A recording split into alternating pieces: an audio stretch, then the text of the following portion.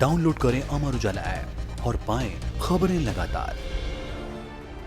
धरती के बाद स्पेस को जीतने के लिए कई विकसित देश केवल स्पेस फोर्स ही नहीं बना रहे, बल्कि इन देशों ने कई सारे स्पेस वेपन यानी हथियार की खेप भी बना डाली है।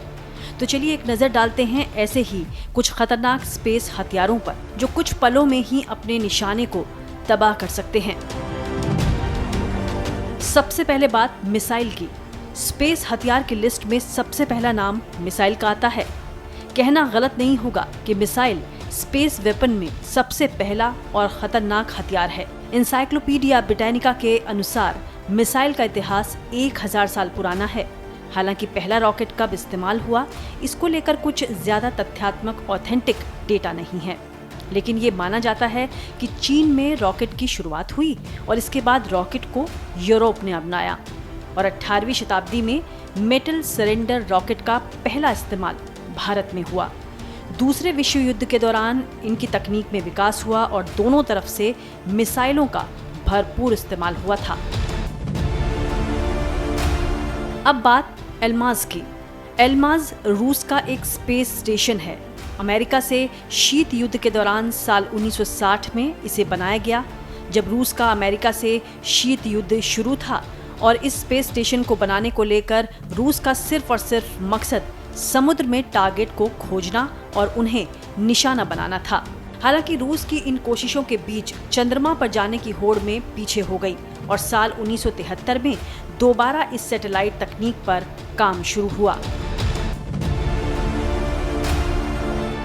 अब बारी है हथियारबंद सैटेलाइट की।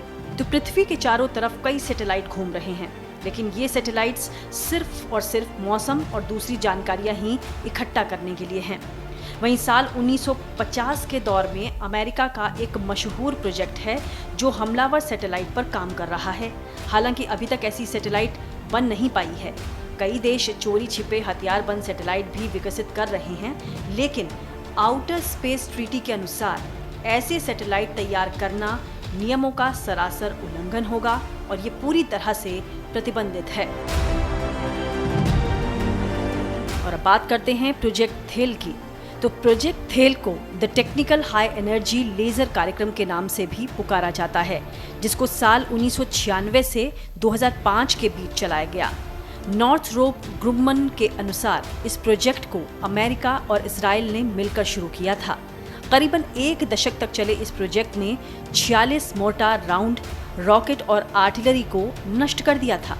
फिलहाल ये प्रोजेक्ट एक्टिव नहीं है। हालांकि नॉर्थरोप ग्रुमन के अनुसार अमेरिकी सेना के लिए इस टेक्नोलॉजी को दोबारा तैयार किया जा रहा है। और अब आखिर में बात कर लेते हैं the magneto hydrodynamic explosive munition की घोषणा की। तो इसकी घोषणा साल 2008 में हुई थी। हालांकि ये कहां तक पहुंचा, इसकी अभी तक कोई जानकारी हासिल नहीं है। Defence advance research project agency की वेबसाइट पर इसका पेज अभी तक मौजूद है।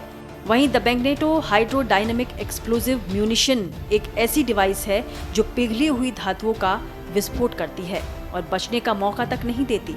इस हथियार की कल्पना लेखक आर्थर सी क्लार्क की फिक्शनल किताब अर्थलाइट में साल 1955 में की गई थी और defence advance research project agency इस विचार को हकीकत बनाने में ही जुटा है। बताया जाता है कि अगर ये सच हुआ तो बेहद खतरनाक साबित होगा। वीडियो डेस्क, अमर उजाला.com।